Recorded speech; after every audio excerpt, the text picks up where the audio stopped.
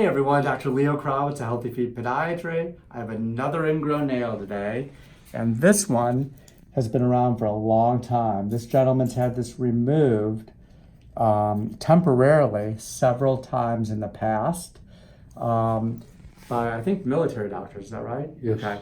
And they only do it temporarily. I'm not sure why they never offered him a permanent solution, but I'm going to do it permanently today. We have him numbed up. There's no Blvd on here today because he's allergic to Blvd, so we wipe it down with alcohol to keep it clean. So this is going to be pretty similar to the other procedures that we do. You'll be able to see it a little better because there's no Blvd on it. We've already numbed him up. You can see how ingrown this is. I'm not really sure how he's been able to get by on temporary removals because it's so ingrown, and it's ingrown all the way back to the cuticle area, which is also called the eponychium. That's the area right back here. So we're going to remove this piece, and we remove it right at the area at the junction where it starts to head downward. He's on his feet a lot. It sounds like he's a roofer. Is that right? I'm an engineer. Engineer, and he's on roofs a lot. He's on top of roofs. So when the roof is on fire, he's up there cleaning it up and fixing the roof and making sure all the engineering is okay with the roof. So he's on his feet a lot. That's the point I'm making. So he's constantly getting pain from this nail edge jamming into his toe. So you can see that's right at the junction where the nail is curving downward. And I'm going to put my curved hemostats in here down to the eponychium, which is underneath the cuticle. I'm going to clamp it, and this is where we get to pull the piece of nail out. And you can see this is going to be a very large piece. I mean, it keeps coming and coming. Look at that. I'm slowly pulling this out so we can get the whole thing. It may rip at that junction, but you can see that's all the skin, and it's coming out of here very nicely, actually. That's the whole piece, including all this extra skin that's that has formed around it, and all the callus skin that's formed around it as well. All of that has been digging into his toe, and you can see how painful that must be. This will be a huge relief, just like everyone else who has an ingrown nail and has it removed. So I'm going to go on the side here, just make sure that we got everything, and there's just a little bit more dead skin here at the end. Not much. Now we can kill the nail matrix.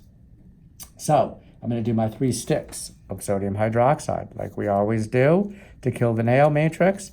And we put it back here. The nail matrix, also called the cuticle area, is right back under here. And we can see that it's burning the nail matrix just by the color of the nail matrix. And you can see that it's turning a whitish color. We're going to do 2 more sticks here. You okay up there?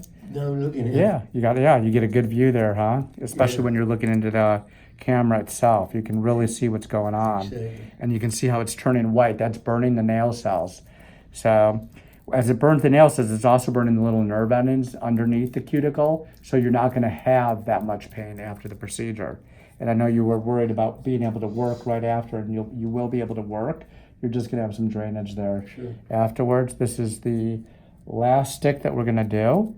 And we're making sure we burn it from the dorsum of the foot, that's the top of the foot, down to the lateral side, that's this side of the toe. And I can see that it's actually all burned, and this should not grow back and produce any more nail ever again on the side of the toe. So when this heals up, again, we can show you this is going to move towards the side of the toe, and it will look absolutely perfect. This part of the nail plate, may move over a little bit. It may find its way just a little bit this way, which is good. So hopefully you won't have an issue with the other side. But since it's not an issue right now, and it's never been an issue, right? Never. Yeah. So we're not going to touch it. No reason to remove it at this point. So we're putting some vinegar on there. That flushes it out. And then we are going to put some Blvd cream on there. And that's this nice cream right here. We'll load it up into the nail border. And then we're going to cover it up, put a dressing on there. He'll be able to remove this tomorrow, clean it with soap and water.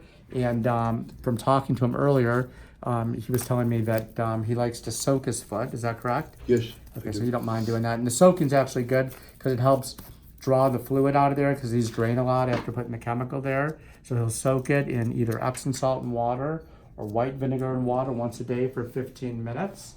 Okay. I'm going to put some purple on here now. So we'll wrap this up with a little compression, and then he will just put some Neosporin or antibiotic cream, triple antibiotic cream. I do have it. Band-Aid during the day, Yes. no Band-Aid at night. Okay.